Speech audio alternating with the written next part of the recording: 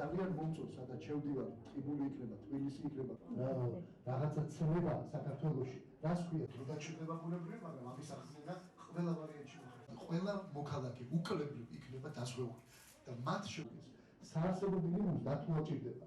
როდესაც ამბობენ პენტის ანაბარ რჩება. თუ კი ნიუ-იორკელებს აქვთ იმის საშუალება, ხო, უმდიდრესი ქალაქი უმდიდრეს ქვეყანაში, ნომერ პირველ ეკონომიკით, ხო?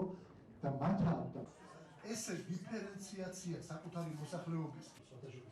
ეს ამათმა გააკეთეს აბსოლუტურად ტერიტორიასაც დაიბრუნებთ და ვიქნებით საოცნებო ქვეყანა. უსულთაესი მსოფლიო. ბევრი შეღავათები მქონდა თორემ. ბევრი. და როგორ მოვიდა საფუნდამენტი ხმა. როგორც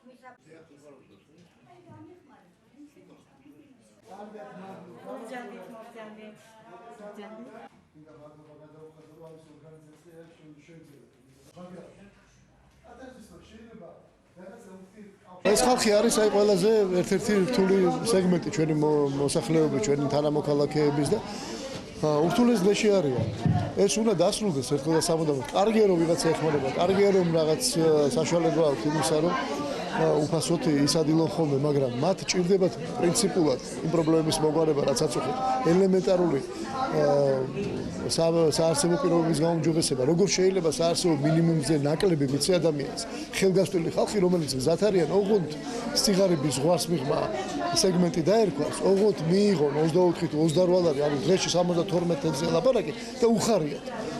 ურთულეს დღეში არიან, ამიტომ რა თქმა უნდა, მათი ჯანდაცვის ხელმისაწვდომობა, სოციალური პირობების გაუმჯობესება, ეს უმალ უნდა გადაწყდეს ჩვენი ხელისუფლებაში მოსვლის შემდგომ და ჩვენ ამ სეგმენტზე იქნება დევნილები, იქნებიან მარჩენალდაკარგულები, იქნებიან სოციალურად დაუცველი, ერთად ერთ კალათაში აუცილებლად უნდა მოთავსდნენ და მიეცეს არანაკლები საარსებო მინიმუმისა, არანაკლები სასურსათო კალათისა და 6 თვეში ერთხელ მე ვფიქრობ აუცილებლად უნდა გადაიხედოს ინფლაციის დონეც იმისათვის რომ ესენი ღირსეულად ცხოვრობდნენ, იმიტომ რომ დასაფასებელი ხალხი არიან. ყველა ერთმნიშვნელოვნად ამბობს, უამრავი უბედურება გადაიტანეს. სამამულო ომიდან დაწყებული, დამთავრებული, რაც ახლა ხდება უბედურება. მაგრამ ღირსების შელახვას და უსამართლობას ეს ხალხი ვერ გაუძლებს. ამიტომ მე სულ ერთი თვე დარჩა ამ ვითარების გამოსწორებას, მე დარწმუნებული ვარ ამაში და მეორე დღესვე ამოისუთქავს ეს ხალხი.